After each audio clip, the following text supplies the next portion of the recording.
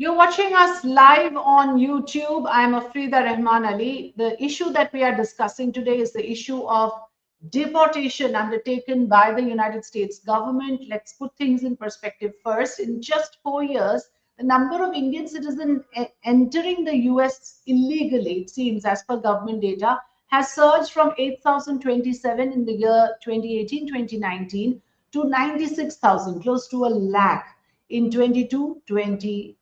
So clearly there is an issue here that needs to be addressed. Young Indians looking for work opportunities have made a sizable portion of the undocumented migrants in the United States, and some of them are, of course, taking up this rather dangerous trek to get there through Latin America to reach the US southern border. The reason we are talking about this now is because at least 104 Indian citizens were deported from the US on Tuesday night in a military aircraft as President Donald Trump takes this agenda of curbing illegal immigration as one of his top priorities. So we had a C-17 aircraft carrying migrants mainly from Gujarat, Maharashtra, and Punjab landing in Amritsar on Wednesday. But the narrative that has now come into play is around the process and the procedure that was followed, the way these immigrants were seen in handcuffs, tied up in their legs, and a lot of chatter around whether this was, in a way, rather inhuman way of doing it. External Affairs Minister S. Jaishankar says that they were misled by agents, and whatever the United States has done is as per procedure of ICE, which is Illegal Immigration Enforcement Department. So it is as per illegal customs and immigration and customs enforcement department, ICE, which has these rules set in place, which have been followed. Now let me just discuss this at length with Mr. Srinath Sridharan, who's a policy researcher, who's with us live right now. Thank you so much, Mr. Sridharan. Your thoughts on what you've seen and the kind of discussion that is on. The matter is very much raging in Parliament as well. The External Affairs Minister is being made answerable for the deportation of over 100 illegal immigrants. What are your reactions, your initial thoughts on this entire matter? So after that, I think a couple of reactions. One, we must acknowledge with empathy the reality and the harsh nature in which they had to illegally migrate. There is something fundamentally wrong for which they migrated out. And that's the nature of this entire conversation. It's not going to stop with this underdog number. We have a couple of lakhs of people who have illegally migrated out. And I think the larger question, which we will unfurl probably a week down the line, is when Prime Minister Modi visits the US, and are they going to put together a time-bound manner in which to send them back? The second one is the narrative around how have they been treated and sent back handcuffed. I mean, that's the local, the department's issue that they do. In India, people don't handcuff. I think there's a very, very clear mandate that US is showcasing its sovereignty, saying that this is how I would treat anybody who's an illegal migrant. And I think There's a message there. it's a message there. And I think there's a message that India also needs to think. We have been very generous with our very porous borders all these years and decades. And it's an open secret that, I mean, we keep saying that there are lots of Bangladeshis in Mumbai and so on and so forth. The narrative is how are we going to stop it? Is there a learning from that we can take from the US action, saying how do we protect our national borders? Because we are the largest, the most populous nation in the world. 1/6 of humanity lives in India, and that's a nature. And the third one, I think, going back to the fundamental construct, can we actually leave politics aside and go back to why did they migrate? I'm a third generation migrant into Mumbai. So just because the constitution allows me to be a local and move anywhere within the country. And yet, even today, we see so much of discrimination, right? I mean, people, even in Maharashtra, we've seen the son of the soil narrative flare up once in a while. And we're still fighting over linguistic issues when formally we have 15 national languages. And yet we keep bickering about language, signboards, and all that. I think if we close all that narrative, are there sufficient jobs? Are people happy? We don't ask that fundamental question. I think that's the sad part. And I think we should bring it back there. The simple aspect, you look at South Bombay, all glitzy high-rise buildings that are coming up along almost every flyover. there are illegal tenements, people living there who are working for local jobs, off the book, informal sector, and we don't even care to even glance at them, right? If you go towards, let's say, KEM or Tata Memorial, we are actually seeing patients who are getting treated there. Of course, now some of the charitable organizations have built tenements in Navi Mumbai and transport them. But these are people who are migrated for a better job, better livelihood. Whether it happens from the next district, whether it happens from the next state, we keep saying very proudly that over 90,000 people migrate into Mumbai every single day. Isn't that a wake up call? We take great pride in saying India will reach 30% urbanization by 2030. Isn't that a wake up call that we've not created economic opportunities across the country, which is why people are forced to live almost like, I mean, I don't even think pack of cards have better respectability and dignity of life than human beings, right? Look at Mumbai trains during peak hours, 5,000 people sandwiched within that. So I think we'll have to bring all that narrative back to our local policies. And here is the opportunity, is what you're saying. Here is the opportunity to bring that discussion to the forefront. And your article in Free Press Journal, and I'm putting out the quote, like, the exactly the points that you just made, that this reflects on the failures within our society, the lack of jobs, the paucity of quality education, the absence of reliable healthcare systems, and how do you blame people if they want to better their lot?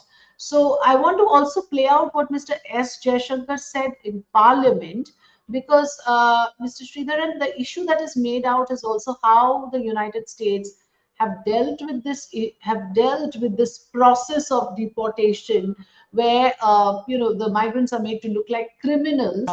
And Mr. Jaishankar says that there is no issue. Say we should look at this in a overall manner, rather than try to make clever points about which year was a little higher than which year. Then, sir, the issue came about military aircraft being sent. Now, some other members also raised, have military aircraft been sent before? The procedure, sir, is we have looked at deportations for the last 15 years. It is up to the authority of the Immigration Customs Authority to charter an aircraft. It could be a military aircraft, but whichever aircraft comes in, it is under the authority of the ICE. The procedure, whether it was a military aircraft, whether it was a chartered aircraft, was exactly the same. Then the issue came. Okay, so there is no problem with the procedures followed, according to Mr. Jaishankar. What would you say to that? So I think so. I mean, I want to bring another connotation, right? I mean, if you are actually taking any American airline, let's say out of Mumbai airport, and when you board, that entire boarding gate is almost designated like American territory. This happened right after 9/11, and across the world, the US has kind of muzzled its way to say that any aircraft leaving whichever country but coming into US is going to be checked by the protocols of the US. So if India is okay with that, within their own territory, they can do whatever it wants, right? It's very similar to we taking umbrage at somebody pointing human rights violation in India. We would turn around and say, hey, it's a domestic matter, don't get involved. I mean, I think if US, I'm sure in the closed door are going to actually turn up and say, if you are so worried about your citizens, why don't you have them and not allow them to come in? And that's the point I'm making. By the same time, we are on very loose ground to argue this out, right? We don't have a ground to argue at all. We don't have a ground to argue at all. And I think he's done a smart one, because the next week's India-US summit is going to be very, very tough conversations, right? I mean, you're going to have trade, technology, tariffs, all of this. And let us not forget, the two elephants in the room are also going to come up.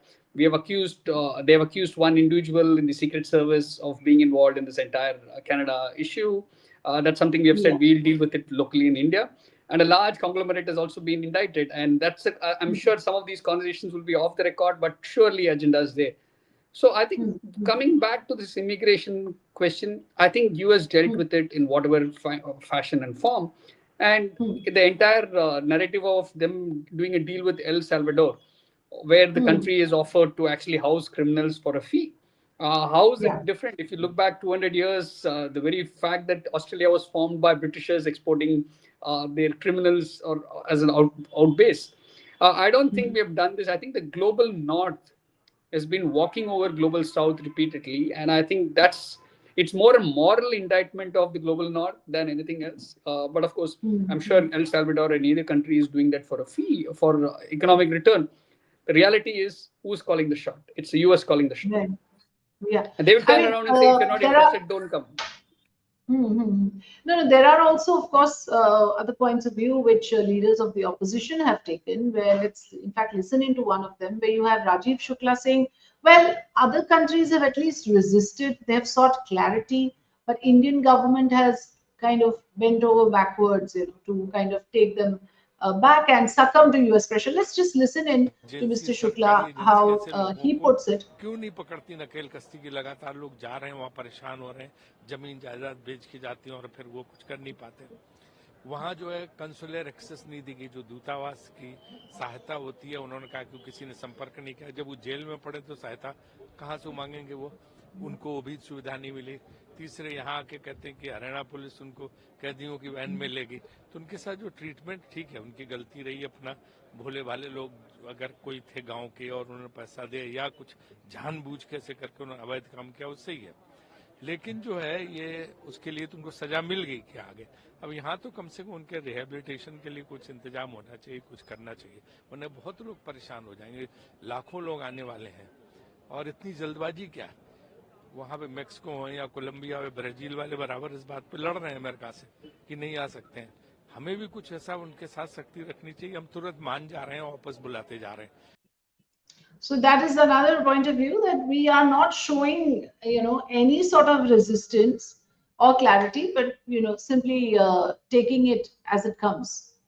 So I think it's very symbolic, right? If out of about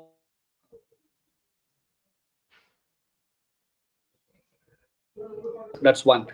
Two, I think his point, Mr. Shukla's point about rehabilitation is a very fair point. We need to rehab, and that's exactly what I had written as well. It is time that, and it's not only looking at the central government. I mean, if you look at the list of people who have returned, they're from at least 7 different states. Three different states have over 27 people each.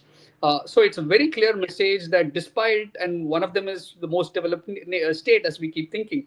So if even from there, if people are going, it's very You're easy referring to Maharashtra or Gujarat? Gujarat and Punjab, and then Haryana. Punjab, So between 27 and 31 people from each of these states. So if all the developmental indices are so great, why are people going? And it's a small, I mean, it's a representative number. But that will only be political bickering. I think we'll have to go back to that root cause.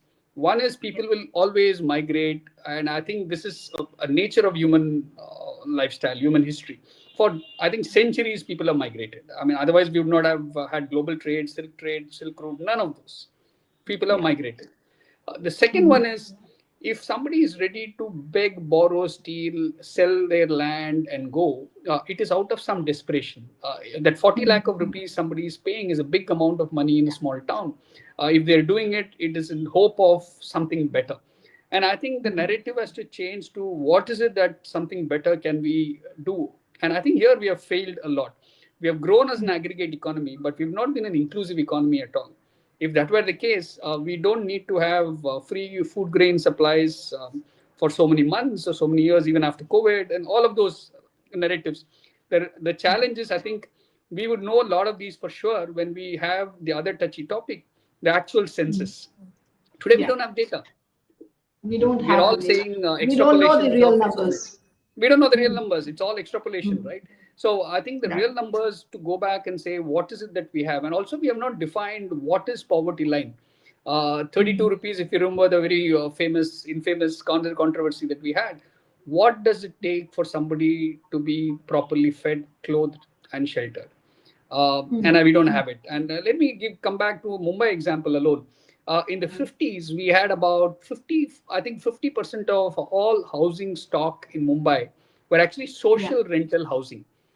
Entire industrialization of Mumbai as a city happened because workers could come from elsewhere, stay for a rental. I mean, the Pagdi system, the Chawl system, all of that evolved, and which is why people came into Mumbai and flourished, whether they were mill workers or whether they were actually clerks or whether they were knowledge seekers or workers, they flourished. Today, the same number has gone down to 20 or below, 20% of below. So where are we? I mean, which means that while we are urbanizing more, people are actually traveling 2 hours drive out or 2 hours train ride out just to come and work here. So I think these are the narratives, and if I extrapolate it to the, let's say, the top 10 cities, very similar sense of civic apathy. And no wonder that, let's say, if you take Chennai, Bangalore, everywhere we're all hub of migration. If you look at Silicon Valley, it's a hub of migration. Yeah. So I think so it is you're saying it's a difference in degree, it's a difference in kind, or maybe degree, but it's the same sentiment, it's the same thing that is ingrained in the human DNA, that you do move looking for greener pastures, and we are seeing it here within the country all the time in all our metro cities. You also made a very good point about how if the Homeland Security in US is taking full responsibility to ensure that they curb illegal migration, same should be done by the Indian government. And when we keep saying there are Bangladeshi migrants here in Mumbai, now the matter is ripe again about Bangladeshi migrants. But instead of sort of just talking about it, can there be this kind of stern action where you identify, where you crack down, where you ensure that these porous borders that is allowing this migration are sealed? It's the responsibility of the Home Ministry. I agree, Afrida, but I think here there is a fundamental cultural challenge. If you go to the US, let's say somebody working in Starbucks and serving you coffee in New York doesn't say, hey, I'm from Midwest, or I'm from New York, or I'm from Washington, D.C. They're American, or there's somebody else. Whereas in India, there is a huge sense of, oh, I'm from UP, I'm from Maharashtra, I'm from Tamil Nadu. I think unless we move away, I mean, none of us actually say I'm an Indian first. They always think of regional or linguistic differences. We have a long way to cross that before we actually say, hey, I'm Indian, and rest are not allowed in the country. I think that's the challenge. You go to a farmland in Tamil Nadu or Kerala, I think today you have more non-locals who are actually helping us with agriculture. There, I think that's a reality. I think it's the same thing if you go to Surat. You're not going to find Gujarati skilled craftsmen in the diamond industry. It's actually the predominantly Odia craftsmen who are there. So while the constitution bestows theirs, but there is still a social ostracization that we have. And I think that unless that changes, I don't think we behave like a nation. We are still a mixed bunch of country folks. Well, let's listen in to one of the migrants, and this is a very interesting soundbite that we have, someone who's been deported, and he talks about, it's a slightly longish sort of a soundbite, but I would urge you to listen to this gentleman. मेरा इधर से लेके America तक 40+ से लग गया है। कैसा सफर रहा था ये आपके बाहर जाने का? सफर तो इतना कोई अच्छा सफर नहीं था, जंगलों के रास्ते जाना पड़ा मेरे को, बहुत मुश्किल थी, परेशानी बहुत आई। सबसे पहले कहाँ गए थे आप? मैं इंग्लैंड ही गया था पहले। इंग्लैंड कितना टाइम इंग्लैंड में? मैं 2 साल रहा हूँ इंग्लैंड। उसके बाद मैं यूरोप चला गया था, स्पेन चला गया था। तो जो एजेंट था, कैसे मुलाकात हुई, क्या कहा था उसने भी, कैसे वहाँ पे जाना है? मैंने ऐसे फेसबुक से नंबर निकाला था एजेंट का, तो फिर ऐसे बात हुई मेरी। यहाँ से गए क्यों थे पंजाब छोड़कर? वही अपनी रोजी रोटी कमाने के लिए गया था। तो अमेरिका में कब पहुँचे थे?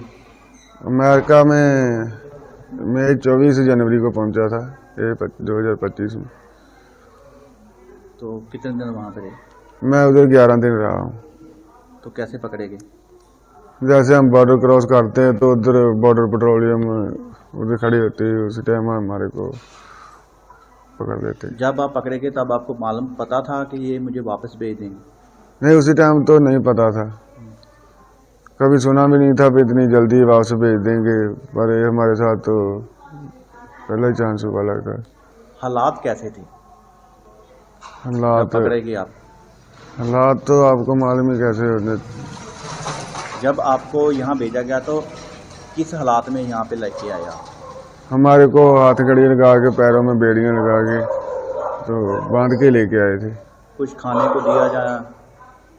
खाने को तो बस जैसे बिस्कुट वगैरह ब्रेड वगैरह यही देते थे। So as you can see, here is a man who talks about how a Facebook number that he got, and then in the agent's number that he got, he went to UK, he went to Spain. So quite an arduous journey that he undertook. And he stayed in UK for 2 years. This was all in the process of moving to the US. Stayed there for 11 days only. He was actually detected the moment he crossed the border. And those 11 days probably was the process that it took for the deportation. But yeah, this is a case in point, Mr. Sridhar, and I want to take the closing comments from you on this issue. See, I think Bollywood kind of immortalized or glamorized this entire conversation around Donkey. Yeah, right? with the movie, yeah. Yeah, the movie. And I think while we all enjoyed the movie from the cinematic context point of view, I think we forget the human suffering that goes in it. And I think that's the message we need to take back, saying there's a lot of suffering. And let's not even look at only donkeys who are outside of India. I mean, why only US? I mean, go to UK, go to Australia. We have had one skirmish with Australia, I think 10, 12 years ago, when India and Australia, a lot of Indian students were beaten up and all that. I think it is bound to happen, because when you kind of ready to be under the radar, off the system, away from the tax shield and working, you're living under threat. And when people kind of notice you, and they feel threatened because they're losing their jobs. So I think the more we have globalized, I think I just want to leave the thought, have we gone back to de-globalization era now, where every country is saying, hey, this is for me, and I want to protect my own domestic rights and domestic turf. And I think that's what we're going to see next week in the conversation with the two heads of state, saying, make in India great again, make in America great again, tip off tariffs and trades and technology. I think we're going back to that fundamental de-globalization. Yeah, there's a protectionist policies, and both these leaders, I think both Donald Trump and Narendra Modi, have that streak of following more, being more protectionist and less global in their outlook. And from what you say, there's a lot to look forward to in the conversation that is coming up between the two leaders when they meet next week. Thank you so much, Mr. Sridharan, for joining us. Really appreciate you giving us time. Thank you. Thank you. We continue to track that story with various experts and also cover various aspects of it. Today, of course, the big statement came from the External Affairs Minister. There will be more conversations around this topic. Continue to watch us. Do also stay on with this live broadcast. We will play out that entire soundbite of a deported individual from the beginning as I close this. Thanks for watching. लगा के पैरों में बेड़ियां लगा के तो बांध के लेके आए थे। मैं 2.5 साल पहले गया था, तो उधर से फिर मैं यूरोप गया। यूरोप से फिर मैं डोंकी के रास्ते एजेंट से तो मेरी बाई एयर की फ्लाइट बात हुई थी, बाई एयर भेजूँगा, तो पर मैं डोंकी रास्ते उसने डाल दिया मेरे को। मेरा इधर से लेके अमेरिका तक 40+ से लग गया है। जंगलों के रास्ते जाना पड़ा मेरे को, बहुत मुश्किल दिक्कत परेशानी बहुत आई। मैं इधर से यूके गया था पहले। कितने समय पहले? मैं 2.5 साल पहले गया था, तो उधर से फिर मैं यूरोप गया। यूरोप से फिर मैं डोंकी के रास्ते एजेंट से तो मेरी बाई एयर की फ्लाइट बात हुई थी, बाई एयर भेजूँगा, तो पर मैं डोंकी रास्ते उसने डाल दिया मेरे को। कितने पैसे ले? मेरा इधर से लेके अमेरिका तक 40+ से लग गया है। कैसा सफ़र रहा था ये आपके बाहर जाने का? सफ़र तो इतना कोई अच्छा सफ़र नहीं था रहा। जंगलों के रास्ते जाना पड़ा मेरे को, बहुत मुश्किल दिक्कत परेशानी बहुत आई। सबसे पहले कहाँ गए थे आप? मैं इंग्लैंड ही गया था पहले। इंग्लैंड कितना टाइम इंग्लैंड में? मैं 2 साल रहा हूँ इंग्लैंड। उसके बाद मैं यूरोप चला गया था, स्पेन चला गया था। तो जो एजेंट था, कैसे मुलाकात हुई, क्या कहा था उसने भी, कैसे वहाँ पे जाना है? मैंने ऐसे फेसबुक से नंबर निकाला था एजेंट का, तो फिर ऐसे बात हुई मेरी। यहाँ से गए क्यों थे पंजाब छोड़कर? वही अपनी रोजी रोटी कमाने के लिए गया था। तो अमेरिका में कब पहुंचे थे? अमेरिका में मैं 24 जनवरी को पहुंचा था, ये 2025 में। तो कितने दिन वहाँ पे रहे? मैं उधर 11 दिन रहा हूँ। तो कैसे पकड़े गए? जैसे हम बॉर्डर क्रॉस करते हैं तो उधर बॉर्डर पेट्रोलियम उधर खड़ी होती है, उसी टाइम हमारे को पकड़ लेते। जब आप पकड़े गए तब आपको मालूम पता था कि ये मुझे वापस भेज देंगे? नहीं, उसी टाइम तो नहीं पता था, कभी सुना भी नहीं था कि इतनी जल्दी वापस भेज देंगे, पर ये हमारे साथ तो पहला ही चांस हुआ लगा। हालात कैसे थे हालात जब पकड़े गए आप? हालात तो आपको मालूम ही कैसे होने। जब आपको यहाँ भेजा गया तो किस हालात में यहाँ पे लेके आया? हमारे को हाथ कड़ी लगा के, पैरों में बेड़ियां लगा के, तो बांध के लेके आए थे। कुछ खाने को दिया जाए? खाने को तो बस जैसे बिस्कुट वगैरह, ब्रेड वगैरह यही देते थे।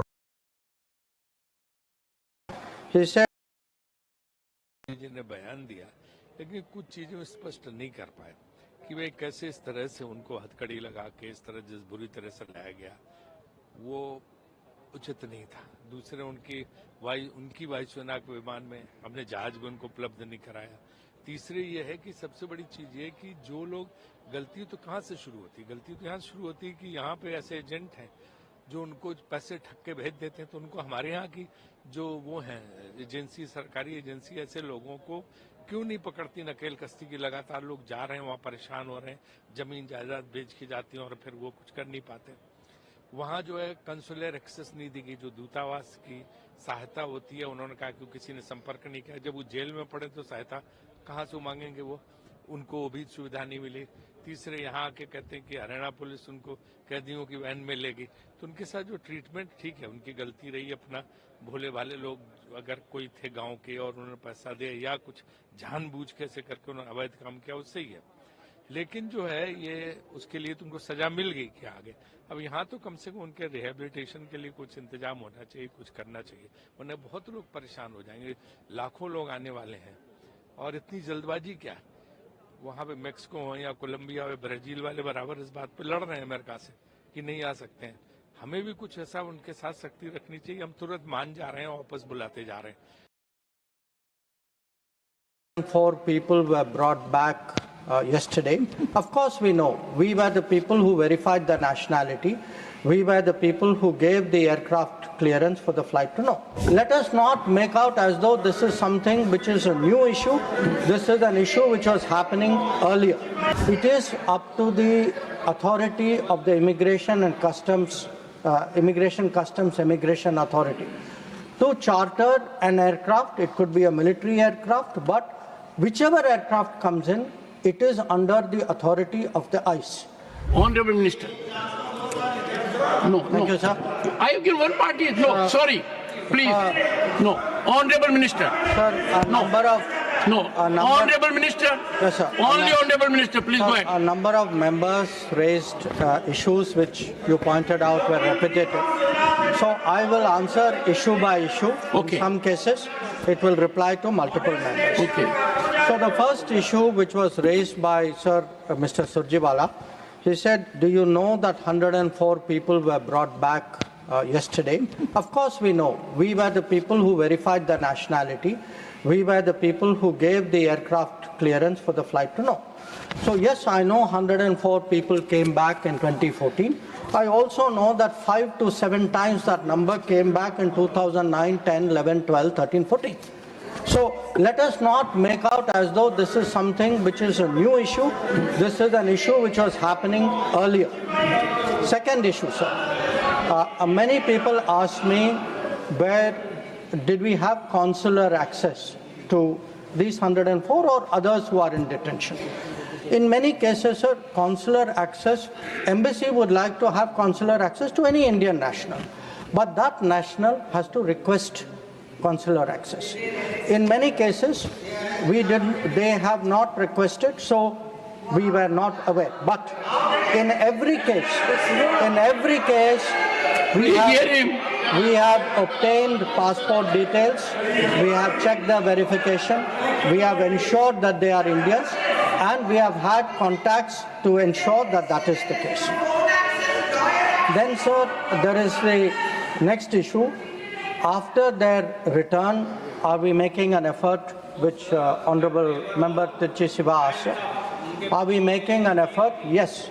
In fact, that is why the authorities have been given instructions, and I would urge Honorable Member Sanjay Singh not to misrepresent that instruction.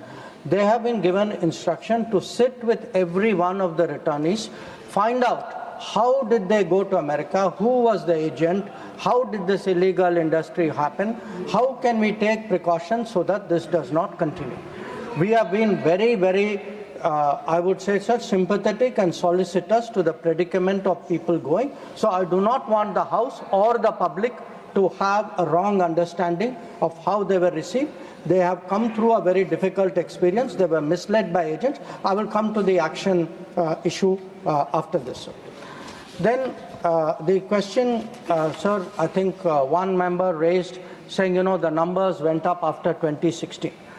Sir, I was very bureaucratically correct.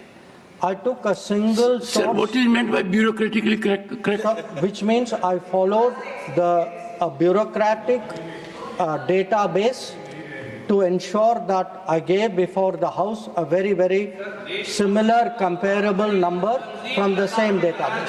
So, sir, as a healthy practice, let everyone follow the bureaucratic practice. Yes, sir. Go ahead. Now, sir, what I do want to say, actually, if one looks at the Homeland Security data, sir, the Homeland Security, the American Homeland Security Department has a report about aliens removed by criminal status and country of nationality. For India, actually that number is 860. I allowed indulgence. No, what is this? You are not listening to the Honorable Minister. No, I am so sorry. Please. Honorable Minister. Yes, sir. I'll be careful next time. Sir, I'll be careful next time. Take your seat. Sir, Honorable Minister. Homeland Security Department data actually shows prior to 2014, their numbers, American numbers were actually close to 1,000. The numbers I have given, sir, as can be seen in the statement, are from the Bureau of Immigration. In many cases, possibly because if they were not issued emergency certificates, they may have been treated differently. Maybe they went to some other country. So I would say we should look at this in a overall manner, rather than try to make clever points about which year was a little higher than which year. Then, sir, the issue came about military aircraft being sent. Now, some other members also raised, have military aircraft been sent before? The procedure, sir, is we have looked at deportations for the last 15 years. It is up to the authority of the Immigration Customs Authority to charter an aircraft. It could be a military aircraft, but whichever aircraft comes in, it is under the authority of the ICE. The procedure, whether it was a military aircraft, whether it was a chartered aircraft, was exactly the same. Then the issue came up, sir, was there advance notice given?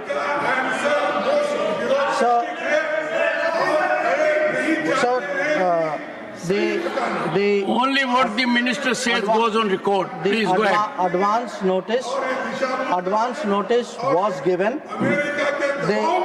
The advance notice was given, and there was consular access done. We had checked all the procedures. Then, sir, the issue was raised, do they have property? We are not aware that they have property, but if they have anything, we will be responsive to that. After that, the Lok Sabha was adjourned, although the chair was saying that whether the opposition wants to discuss the budget, because it's very unfortunate that the External Affairs Minister did not stand up for universal human rights and for dignity. While we accept that the United States has the sovereign authority to remove people from its own territory who are not there legally, they should do it with dignity. They have done it to similarly citizens of other countries, but those countries have stood up for their citizens and asked for their treatment with dignity. I really wish our government has also stood up for our citizens, even though they might have gone into the United States without valid documentation. They can be deported, I accept that, but they should have been done with dignity. And it's very unfortunate that the government of India did not stand up for the dignity of our own citizens. What should be the course correction on it? What should be the way of I think they should have a conversation with the United States and say that while please go ahead and implement your law, but do it with dignity and human rights, and we will take back our citizens who have entered their territory without valid documentation. मैं Europe गया, Europe से फिर मैं donkey के रास्ते agent से तो मेरी बाई एयर की फ्लाइट बात हुई थी कि बाई एयर भेजूँगा, तो पर मैं डोंकी रास्ते उसने डाल दिया मेरे को। मेरा इधर से लेके अमेरिका तक 40+ से लग गया है। जंगलों के रास्ते जाना पड़ा मेरे को, बहुत मुश्किल दिक्कत परेशानी बहुत आई। मैं इधर से यूके गया था पहले। कितने समय पहले? मैं 2.5 साल पहले गया था, तो उधर से फिर मैं यूरोप गया, यूरोप से फिर मैं डोंकी के रास्ते एजेंट से तो मेरी बाई एयर की फ्लाइट बात हुई थी कि बाई एयर भेजूँगा, तो पर मैं डोंकी रास्ते उसने डाल दिया मेरे को। कितने पैसे ले? मेरा इधर से लेके अमेरिका तक 40+ से लग गया है। कैसा सफ़र रहा था ये आपके बाहर जाने में? सफ़र तो इतना कोई अच्छा सफ़र नहीं था रहा, जंगलों के रास्ते जाना पड़ा मेरे को, बहुत मुश्किल दिक्कत परेशानी बहुत आई। सबसे पहले कहाँ गए थे आप? मैं इंग्लैंड ही गया था पहले। इंग्लैंड कितना टाइम इंग्लैंड रहा? मैं 2 साल रहा हूँ इंग्लैंड। उसके बाद मैं यूरोप चला गया था, स्पेन चला गया था। तो जो एजेंट था, कैसे मुलाकात हुई, क्या कहा था उसने भी, कैसे वहाँ पे जाना है? मैंने ऐसे फेसबुक से नंबर निकाला था एजेंट का, तो फिर ऐसे बात हुई मेरी। यहाँ से गए क्यों थे पंजाब छोड़कर? वही अपनी रोजी रोटी कमाने के लिए गया था। तो अमेरिका में कब पहुँचे थे? अमेरिका में मैं 24 जनवरी को पहुंचा था 2025 में। तो कितने दिन वहाँ पे रहे? मैं उधर 11 दिन रहा हूँ। तो कैसे पकड़े गए? जैसे हम बॉर्डर क्रॉस करते हैं तो उधर बॉर्डर पेट्रोलियम उधर खड़ी होती है, उसी टाइम हमारे को पकड़ लेते। जब आप पकड़े गए तब आपको मालूम पता था कि ये मुझे वापस भेज देंगे? नहीं, उसी टाइम तो नहीं पता था, कभी सुना भी नहीं था कि इतनी जल्दी वापस भेज देंगे, पर ये हमारे साथ तो पहला ही चांस हुआ लगता है। हालात कैसे थे? हालात पकड़े गए आप?